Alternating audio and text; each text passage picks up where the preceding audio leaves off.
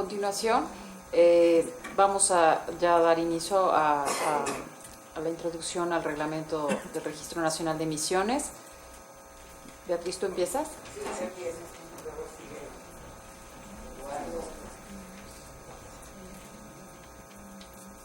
Ya un poco, ay, fin de la presentación, fue rápido, ¿no?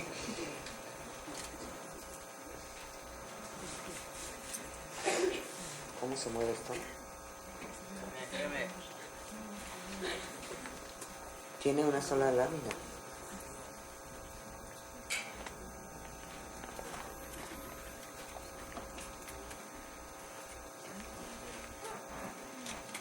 Es así.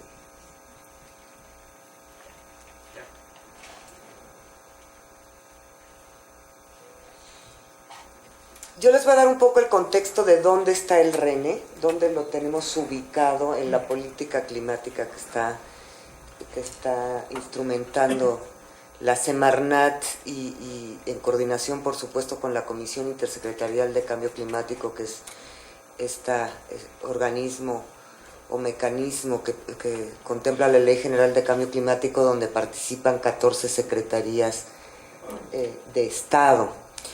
Y después, ya en la parte, digamos, más técnica de en qué consiste el RENE, el reglamento, la va a dar el ingeniero Eduardo Olivares.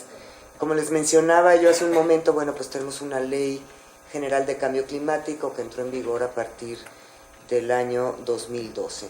Una ley que prevé la creación de todo un marco institucional y de una serie de instrumentos de política pública de gestión climática para México. Esta lámina pues representa un poco, en términos muy esquemáticos, toda la Ley General de Cambio Climático. En la parte de arriba, como pueden ver, se conforma un Sistema Nacional de Cambio Climático. En la siguiente lámina lo voy a detallar. Se plantea 3 instrumentos fundamentales de planeación en política climática para el país: una estrategia nacional de cambio climático con una visión de mediano y largo plazos, con una visión de 10, 20, 40 años. Hay que resaltar que pues es un instrumento que va más allá de una administración sexenal, que está contemplado en una ley, lo cual le da una relevancia muy importante. O sea, nos obliga a planear más allá de un periodo de gobierno.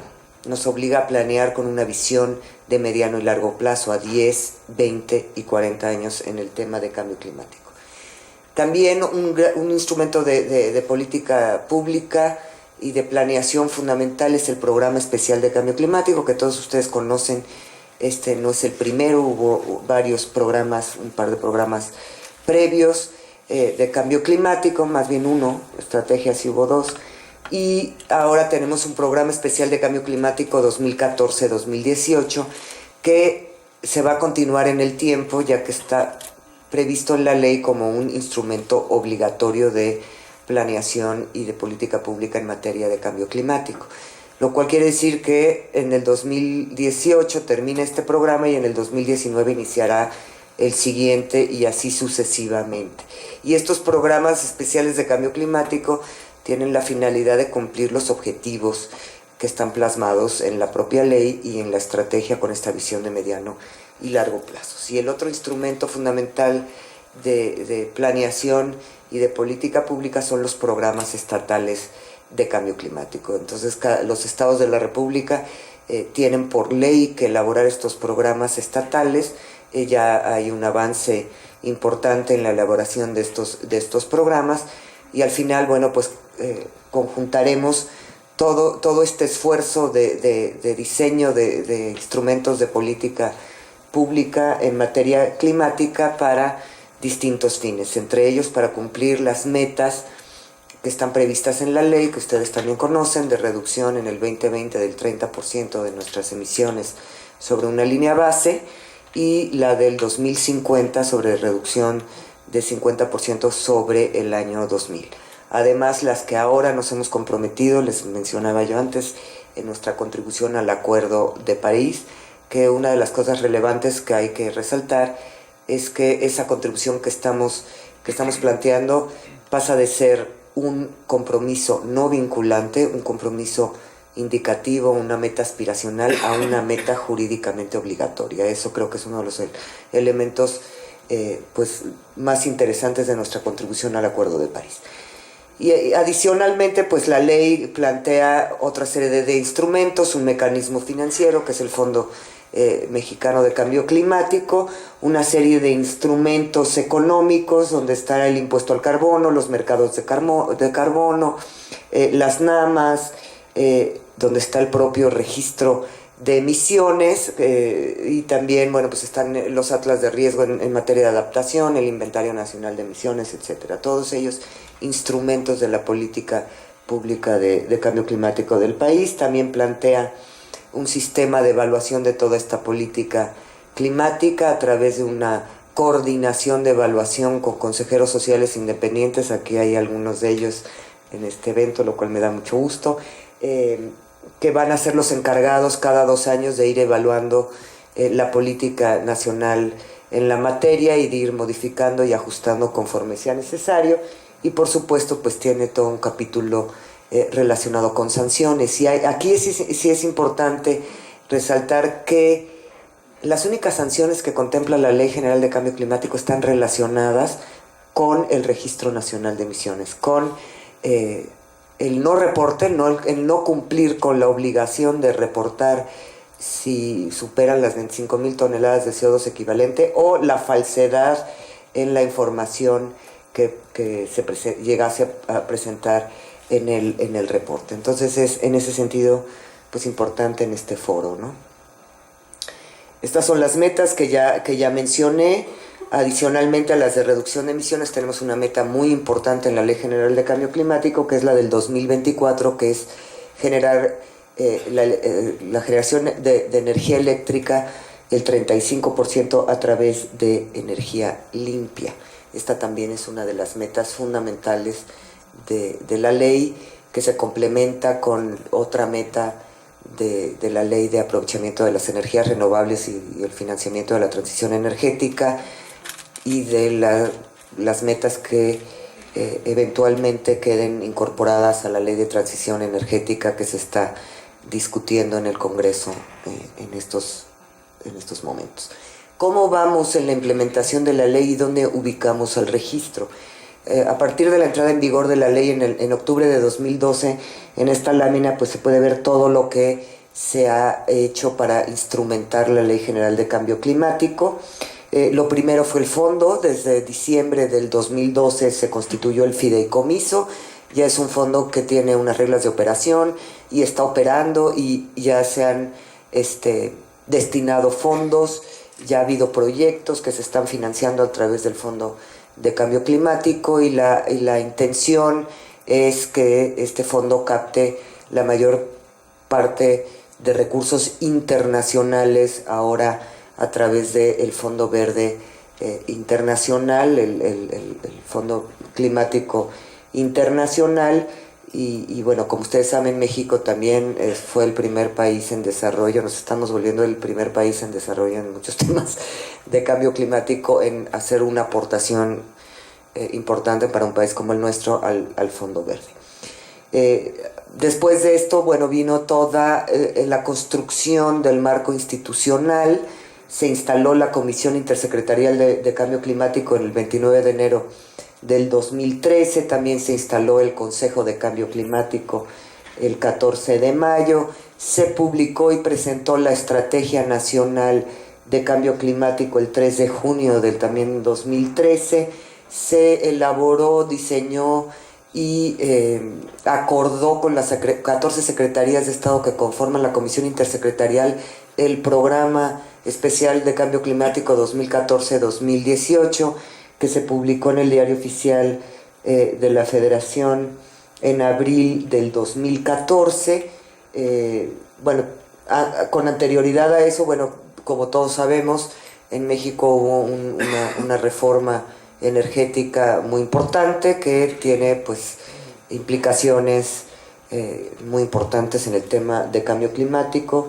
La reforma constitucional del 20 de diciembre del año 13, y bueno, todas las leyes secundarias que se aprobaron en el año 2014, y a finales de ese año, el 2014, finalmente, y después de un trabajo que les puedo decir que fue muy, muy intenso, en el que pues de parte de la oficina y con el liderazgo de Sofía Alarcón, que es nuestra directora de mitigación en la Dirección General de Cambio Climático, y su equipo pues invirtieron mucho de su tiempo y su talento en la elaboración de este reglamento y en la concepción de este registro que en un momento más nos va a presentar Eduardo, que también participó en ello, y todo el equipo de la subsecretaría. Finalmente se publica este reglamento, y es importante porque, como les mencionaba antes, la Ley General de Cambio Climático expresamente menciona 2 reglamentos y les pone un tiempo en los artículos transitorios para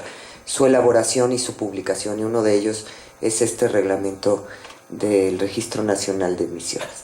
Y bueno, en esta línea de tiempo de la instrumentación de la ley, en diciembre del 2014 también se actualiza el Inventario Nacional de Emisiones, ya con unas metodologías Tier 3 mucho más sofisticadas, con la intención, bueno, pues de tener ya los instrumentos claves y más robustos para eventualmente pues diseñar un mercado de carbono para el país. El 18 de diciembre del 2014, después de tener ya pues todo el marco institucional y los instrumentos de política pública previstos en la ley, se instala ya formalmente el Sistema Nacional de Cambio Climático, con todos los que lo conforman. Ahorita vamos a ver quiénes lo conforman, y se aprueba su reglamento, el segundo reglamento que queda expreso en la Ley General de Cambio Climático. Entonces la ley ya tiene 2 reglamentos, se cumple con lo establecido en sus artículos transitorios, y bueno, en lo que va en el año 2015 pues hemos trabajado muy intensamente en la elaboración de la contribución de México al Acuerdo Global de Cambio Climático de París a finales de este año, y presentamos ahora en marzo pues el compromiso ante Naciones Unidas. Eso es de manera muy general y muy rápida cómo vamos y qué hemos hecho en los últimos 2 años,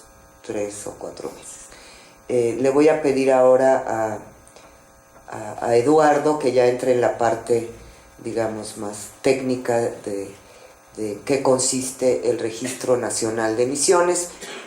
Antes de ello, yo quería dar un contexto general de cómo vamos en la instrumentación, porque hemos ido siguiendo pues una ruta que nos marca la propia Ley General de Cambio Climático. Vamos en tiempo, es algo que pues nos da mucho gusto poder compartir siempre con todos, que bueno, pues se han ido cumpliendo a cabalidad los tiempos previstos en esta ley para su instrumentación, y bueno, creemos que ello nos fortalece mucho como país en nuestra política de Estado, en esta política que estamos construyendo en materia de cambio climático. Entonces, Eduardo, pues te pediría que ya entremos en materia, porque ya llevamos un rato de mucha introducción, y seguramente lo que más les importa es saber pues los triquismiquis del reglamento, y yo me voy a pasar allá abajo y cualquier pregunta pues ahí con mucho gusto al final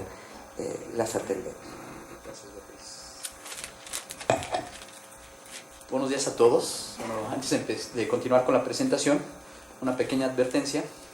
Yo no tengo tan espléndido manejo del lenguaje como mi predecesora.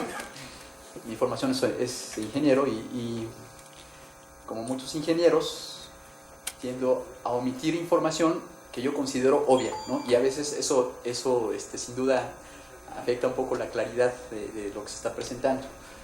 Con esta advertencia puedo ya continuar sobre el registro de emisiones.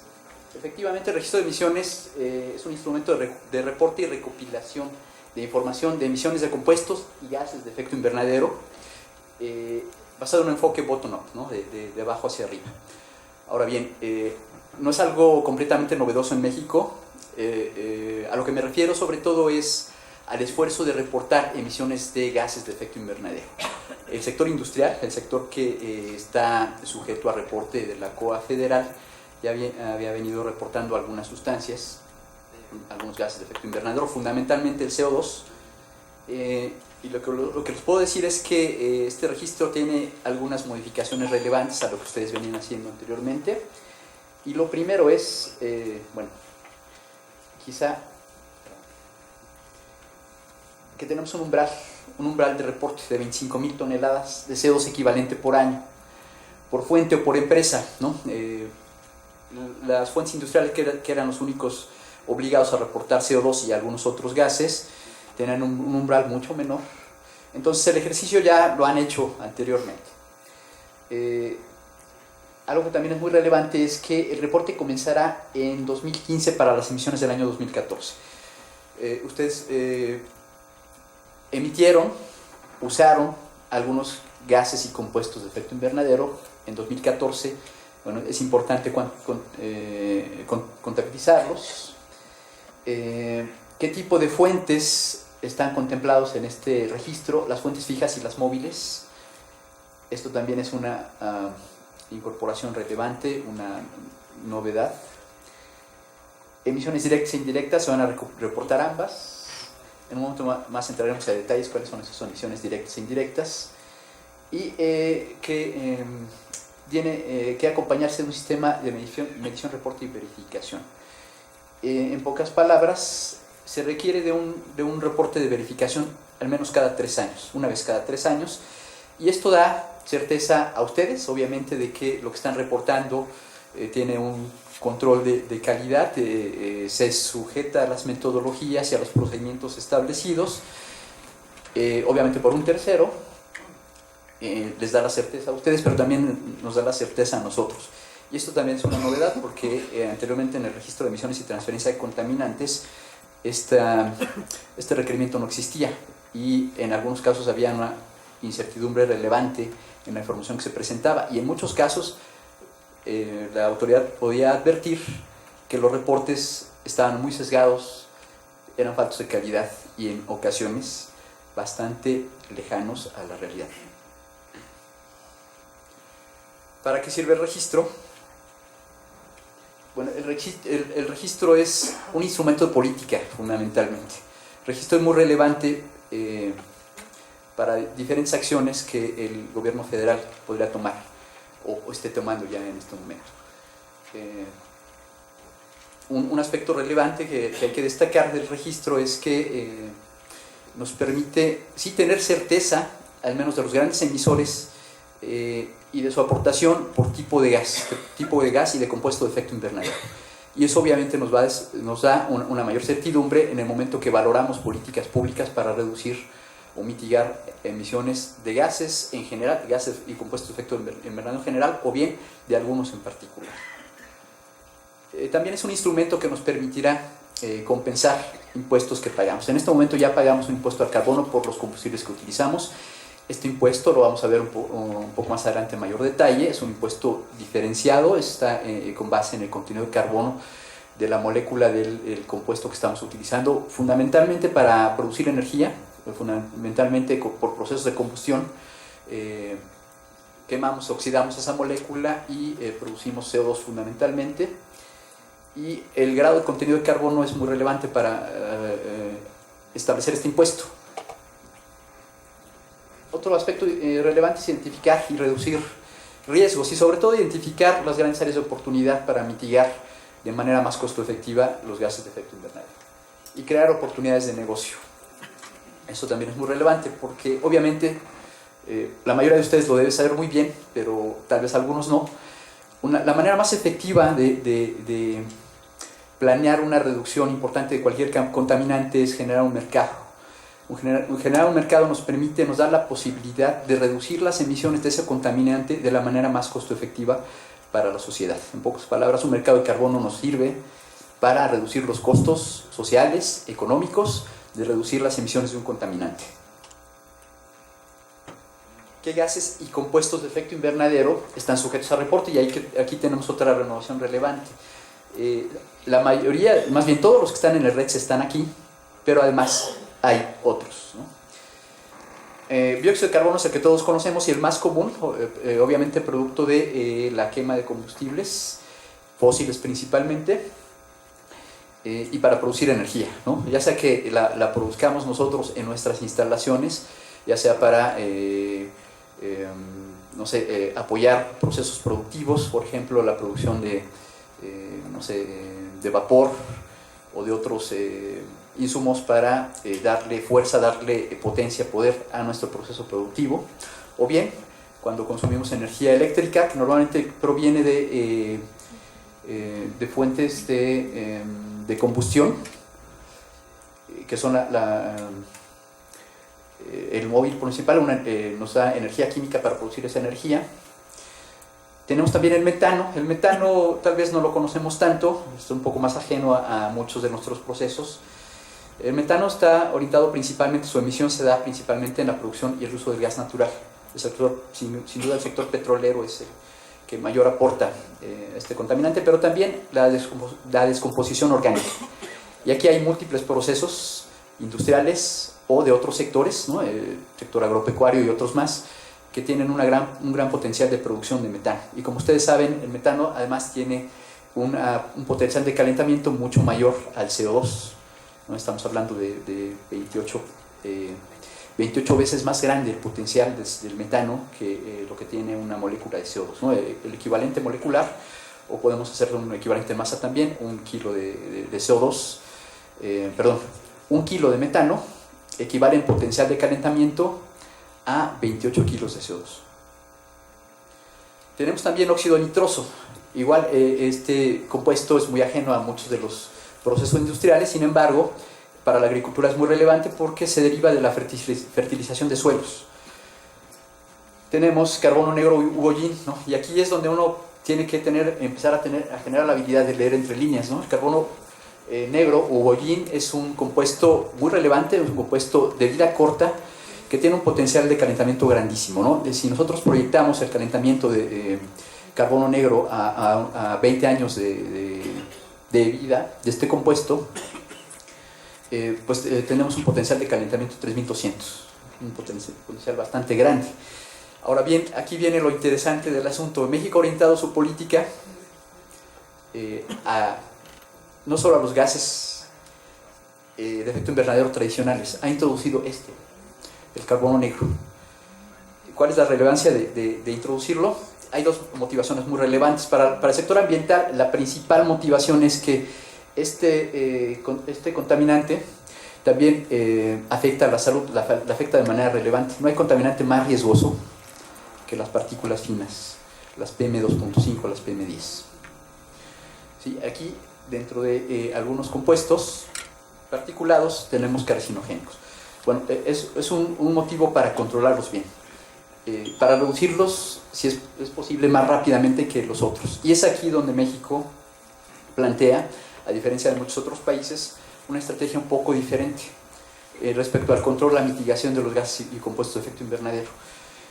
El carbono negro ugollín es mucho más fácil de controlar que el CO2. Cualquiera que tiene un proceso de transformación de energía eficiente o lo más eficiente posible sabrá que reducir una tonelada sobre ese proceso eficiente, el CO2 que emite es muy difícil y muy caro, ¿no? Y si quiere emitir más de una tonelada, mucho más en porcentaje de lo que emite, le va a ser mucho más caro, ¿no? Carbono negro ugollín, hay muchos equipos de control y hay sistemas o procesos mucho más eficientes para controlarlo, y estos habitualmente te llevan a eficiencias del 90%, del 95%, del 98%, hasta del 99%. Si tenemos un gran potencial para reducir gases y compuestos de efecto invernadero, están aquí. Y además, con ese beneficio de mejorar la salud de la población. México tiene un beneficio directo si controla estos contaminantes. Pero además, reduce de manera más acelerada su huella de carbono. Si ustedes ya pudieron revisar lo que el gobierno federal acaba de proponer en los índices, ustedes verán que siempre las metas están planteadas se dividen de manera muy clara, gases de efecto invernadero y carbono negro. Y el carbono negro nos ha permitido plantear metas mucho más ambiciosas, y como les decía hace un momento, es mucho más fácil reducir carbono negro, es mucho más costo efectivo, pero además es mucho más benéfico para la salud de los mexicanos en particular. Y esto es muy importante en realidad nos da un fundamento muy fuerte para generar una política de cambio climático también orientada a gases y compuestos de efecto invernadero, en particular el carbono negro. Tenemos otros más, otros contaminantes más, como los clorofluorocarbonos. También estos tal vez no sean muy familiares para ustedes. Clorofluorocarbonos, por ejemplo, tenemos el CFC-11, que se utiliza sobre todo como refrigerante o como propelente en todos los procesos industriales, sobre todo en los productos, donde queremos evitar zonas que se calienten en demasía, ¿no? Cuando tenemos algunos productos donde se genera calor de alguna manera y queremos disipar el calor o proteger algunas zonas, usamos este tipo de espumas que tienen CFCs, o bien en algunos sistemas de refrigeración. Los hidroclorofluorocarbonos tampoco son muy familiares, se utiliza mucho en la refrigeración comercial, ¿no? Todas estas empresas donde su operación está muy relacionada con la preservación de materias primas, de productos, etcétera, están muy relacionados con los refrigeradores industriales de gran capacidad y que obviamente utilizan estos compuestos. Tenemos también hidrofluorocarbonos, hidroclorofluorocarbonos, los que mencionamos hace un momento, e hidrofluorocarbonos, que estos son subproductos de la fabricación de un hidroclorofluorocarbono, el HCFC-22, y al parecer solamente en México tenemos una fábrica, ¿no?, que se tendría que preocupar por esto. En realidad, conforme vamos avanzando en la tabla, tenemos compuestos cada vez más raros, ¿no?, que normalmente ustedes no van a enfrentar. Por ejemplo, el hexafluoruro de azufre es un aislante eléctrico, y por lo tanto solamente quien tiene subestaciones, quien maneja energía eléctrica en instalaciones bastante complejas, es quien lo usa, ¿no? Prácticamente se ve con la reforma energética, sin duda algunas empresas que generen energía y la distribuyan probablemente también lo van a generar.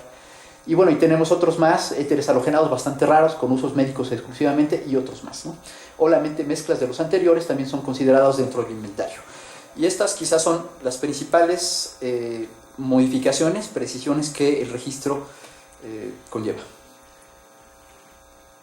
¿Qué subsectores van a reportar? Y aquí tenemos otra de las grandes modificaciones.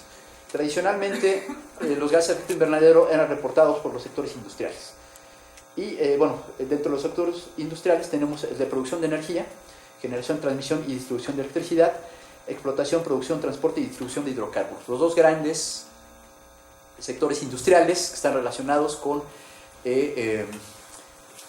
la producción de energía en México, y obviamente la energía es un tema relevante para la economía de nuestro país. Bueno, estos subsectores tendrán que reportar. Otros subsectores de la industria automotriz, tradicionalmente ya todos los que tenemos en el artículo 111 bis tendrán que reportar, pero aquí tenemos otras importantes adiciones. La industria de alimentos y bebidas y la industria de la madera, que tradicionalmente reportan a la autoridad local.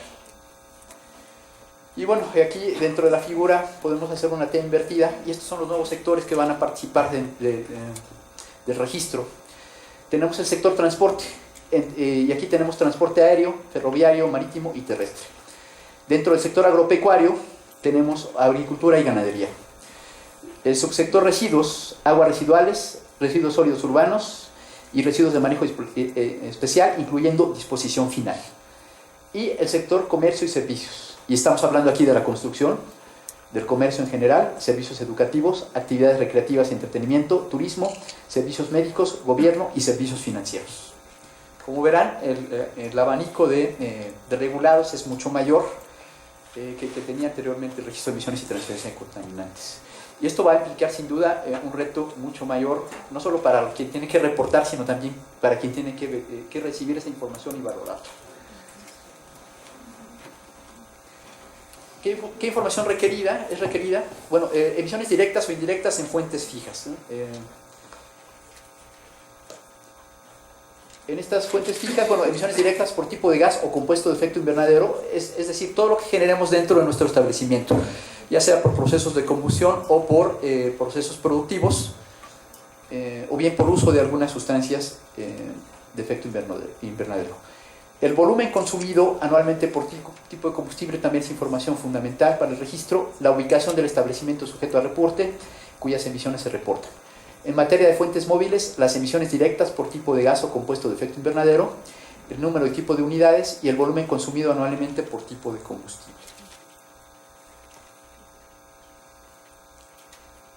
Ok. ¿Qué es lo que tiene que reportarse y qué es obligatorio dentro del registro? Bueno, anualmente tenemos que reportar todo este listado de gases y compuestos de efecto invernadero que vimos hace un momento, y también tenemos que verificar nuestros reportes una vez cada 3 años. Respecto al registro de proyectos y actividades que mitiguen o reduzcan las emisiones, aquí el reporte es voluntario, ¿sí? Es un reporte que está sujeto a la decisión de ustedes, y que se va a registrar todos los proyectos registrados en el MDL de Naciones Unidas, o bien cualquier otro proyecto registrado en cualquier otro registro, ¿no? Que opere a nivel mundial, por ejemplo el Climate Registry, el registro de California, o bien estamos en proceso de una NMX forestal donde se van a registrar mitigaciones de emisiones. Lo que se reporte conforme a esta norma también puede ser registrado de manera voluntaria en el registro de emisiones de gases y compuestos de efecto invernadero. Todo esto nos va a ayudar a construir una base de datos para las compensaciones de impuesto al carbono. Por eso es muy relevante que ustedes nos reporten las mitigaciones que ya están en este momento obteniendo por proyectos de mitigación que aunque operen, la única condición es que operen dentro del territorio mexicano. La ley general nos precisa, ¿no?, la obligatoriedad. El registro está obviamente fundamentado en la ley, particularmente en el artículo 87, donde nos mandata integrar un registro para emisiones generadas por fuentes fijas y móviles. Nos mandata también a definir qué sectores, subsectores y actividades tienen que reportar. Hace un momento vimos los sectores en general, tendremos que precisar también los subsectores que tendrían que reportar los gases, y asimismo tenemos que establecer elementos para integrar este registro con gases o compuestos de efecto invernadero precisos, los que deben que reportar, los umbrales a los que están sujetos, a partir de qué umbrales tendrán que reportar al registro, las metodologías para el cálculo de las emisiones directas e indirectas que deben ser reportadas. Y aquí es importante hacer una pequeña acotación. Las metodologías es algo que la autoridad tiene que darles, ¿no? Anteriormente teníamos que medir algunos contaminantes y tendríamos que estimar otros, y éramos libres de elegir la metodología que más nos conviniera. En realidad el principio de certeza jurídica es justamente que la autoridad les indique qué metodologías tendrían que usar para hacer este reporte, y obviamente dentro de estas metodologías, si algunas de ellas implican factores de emisión, qué factores de emisión tendrían que usar. Obviamente también, como estamos hablando de un reporte de CO2 equivalente, tenemos que usar potenciales de calentamiento para cada una de las sustancias, y también la autoridad tendrá que establecerlas en un acuerdo específico, y que ustedes obviamente tendrán que usar. Eso da certeza en el cálculo, eso da certeza en los volúmenes de emisiones que reportarán. El sistema de monitoreo, reporte y verificación, esto es para garantizar la integridad, consistencia y transparencia de la información que se va a integrar al registro, y también podremos vincularnos a otros registros internacionales, sobre todo en aras de alcanzar acuerdos de comercio de emisiones. Obviamente esto en favor de todos aquellos que generen proyectos de mitigación en nuestro país. Respecto al sistema de verificación, bueno, los establecimientos sujetos a reporte, si bien tienen que reportar año con año, solamente están obligados a certificar estas emisiones una vez cada 3 años. Por esta ocasión, bueno, habitualmente vamos a tener un periodo de reporte desfasado a lo que viene siendo el periodo tradicional de la cédula de operación anual. Como la mayoría de ustedes saben, empieza el 1 de enero y termina el 30 de abril. En esta ocasión nos desfasaremos un poco más. Estamos pensando tenemos como meta arrancarlo el 5 de junio, pero si esto no es posible, arrancará el 1 de julio y cerrará el 30 de noviembre. Ustedes tendrán todo este tiempo para calcular sus emisiones. Y bien, los organismos que podrán certificar las emisiones que ustedes tienen, estos reportes de verificación que ustedes tendrán que integrar una vez cada 3 años, tendrán que ser realizados por estos organismos, los cuales sí van a tener que cumplir una serie de requisitos establecidos por Semarnat, entre otros la copia de la acreditación como organismo en materia de emisiones de gases y compuesto de efecto invernadero, documentación que acredite la información curricular de estas empresas y la manifestación bajo protesta de decir verdad que su personal no ha sido sancionado por infracciones a la legislación ambiental, entre otros. Quienes tendrían que verificar sus emisiones, cómo vamos a iniciar con este proceso. El quinto transitorio del reglamento lo indica claramente. En 2016, aquellas que emitan más de 1 millón de toneladas de CO2 equivalente tendrán que verificar. Para 2017, quienes estén entre 999.999 toneladas y hasta las 100.000.1. Y para el tercer año 2018, las que emitan entre 25